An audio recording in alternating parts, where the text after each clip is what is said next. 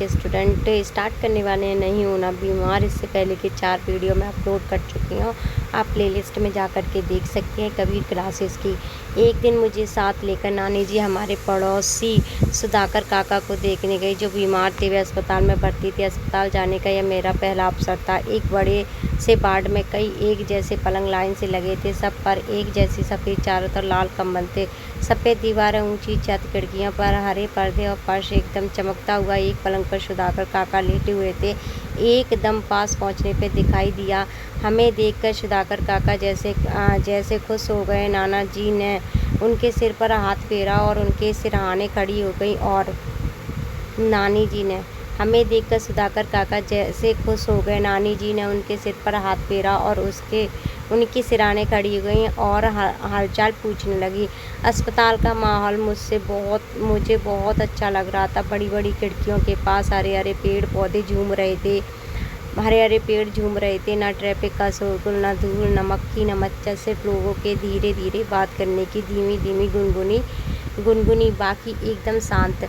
तभी सफ़ेद कपड़ों में एक नर्स आई। नर्स ने नानी जी को देखकर अभिनंदन में सिर हिलाया और काका को दवाई खिलाई। नानी जी का काका के लिए साबूदाने की खीर बनाकर लाई थी। नर्स से पूछा कि खिला दूं क्या? नर्स ने कहा हाँ, पर उसके जाने के बाद नानी जी ने चम्मच से धीरे धीरे काका को साबूदाने की खीर खिलाई। काका ने बहुत स्वाद लेकर खीर खाई। क्या ठाठ है बीमारी के भी, मैंने सोचा। ठाठ से साफ सुथरे बिस्तर पर लेटे रहो और साबूदाने की खीर खाते रहो। काश सुधाकर काका की जगह मैं होता, मैं बीमार पड़ूंगा। कुछ रोज बाद जब एक दिन मेरे स्कूल जाने का मन नहीं था, मैंने होमवर्क भी नहीं किया था। स्कूल जाना तो ज़रूर सज़ा मिलती। स्कूल जाता तो ज़रूर सज़ा मिलती। मैंने सोचकर बीमार पड़ने के लिए आज का दिन बिल्कुल ठीक रहेगा। चलो बीमार पड़ जाते हैं। मैं रजाई से निकला ही नहीं, नानी जी उठाने आई तो मैंने कहा मैं आज बीमार हूँ।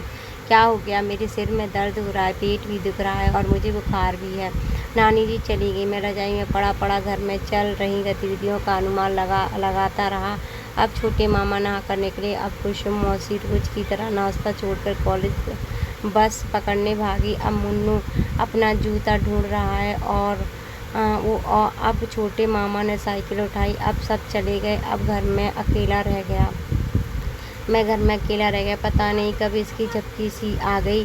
तभी नाना जी आए। क्या हो गया? बुखार आ गया है, मैंने कराहते हुए कहा। देखो नाना जी ने रजाई हटाकर मेरा माथा छुआ। पेट दर्द और कब्ज देखने लगे। इस बीच नानी जी भी आ गई। क्या हुआ? नानी जी ने पूछा। बुखार तो नहीं है, नाना जी बोले। आपको पता नहीं चल रहा? थर्मामीटर लगा कर देखिए। मैंने कहा मुझे पता था घर में कोई नहीं है। थर्मामीटर लगा भी लिया तो देखेगा कौन, पर खुद को बीमार साबित करने के लिए चाल अच्छी थी। बहुत ढूंढा गया पर थर्मामीटर मिला ही नहीं। शायद कोई मांग कर ले गया। फिर नाना जी की आवाज़ आई, ले पुड़िया खा ले। न चाहते हुए भी मुझे कड़वी पुड़िया खानी पड़ी और काढ़े जैसी चाय पीनी पड़ी। फिर नाना जी बोले, आज इसे कुछ खाने को मत देना, आराम करने दो, शाम को देखेंगे। दोनों चले गए। मैं पता नहीं कब नींद में गुडपू हो गया। कुछ देर बाद जब मेरी आंखें खुली तो मुझे बड़ी तेज इच्छा हुई कि इस समय बाहर निकलकर दिन की रोशनी में अपनी गली की चहल पहल देखूं। देखा जाए कि चंदू भाई ड्राई क्लीनर कर रहे हैं, तेज राम की दुकान पे कितने ग्राहक बैठे हैं, महेश घी सेंटर ने मलाई का भगोना आंच पर चढ़ाया या नहीं, और टेलीफोन के तार पर कितनी चिड़िया बैठी हैं।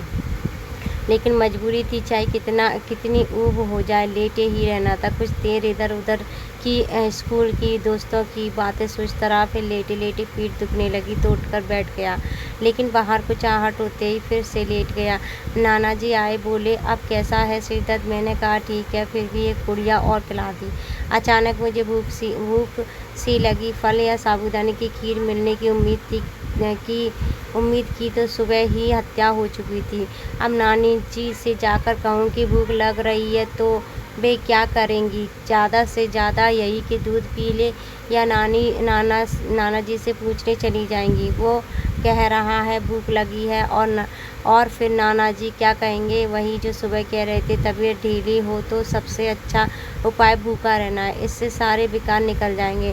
क्या मुसीबत है, पड़े रहो, आखिर कब तक जब कोई पड़ा रह सकता है। इससे तो स्कूल चला जाता तो ही ठीक रहता, सज़ा मिलती तो मिल जाती, कितना मज़ा आता जब रिसेस में ठेले पर जाकर नमक मिर्ची लगे अमरूद खाते कटर कटर।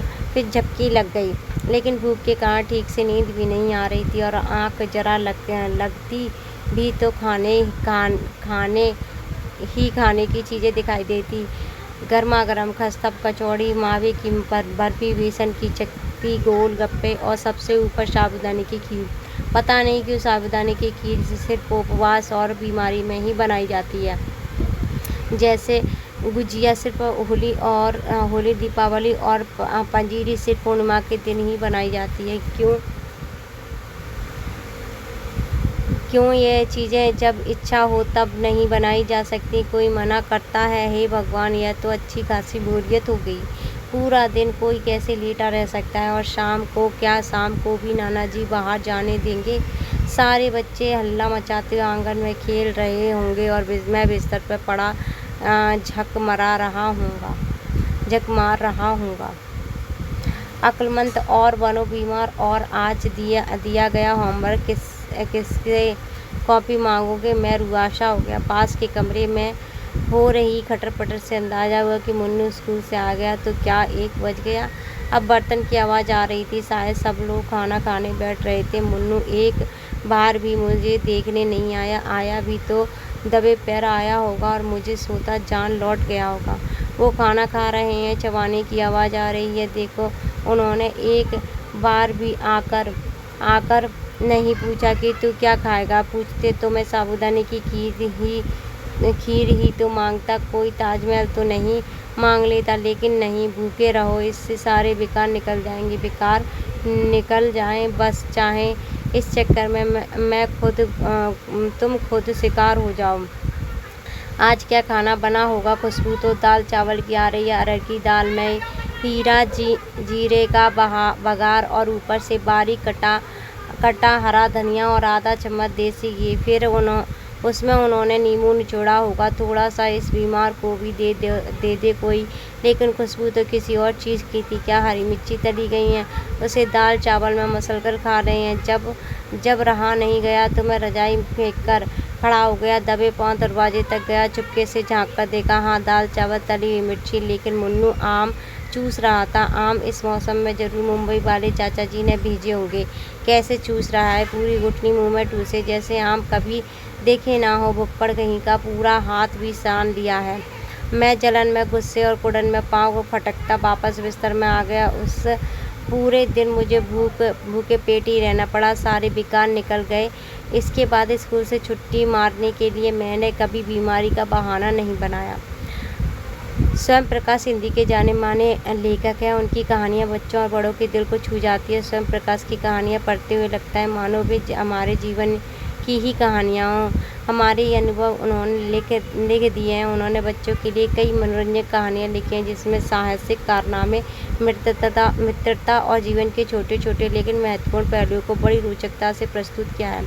स्वयं प्रकाश की कहानियों की विशेषता यह है कि उन्हें पढ़ते समय ऐसा लगता है जैसे कोई पुराना मित्र बातें कर रहा हो। उनकी कहानियाँ न केवल मनोरंजन करती हैं बल्कि सोचे समझने के लिए नई दिशा भी देती हैं।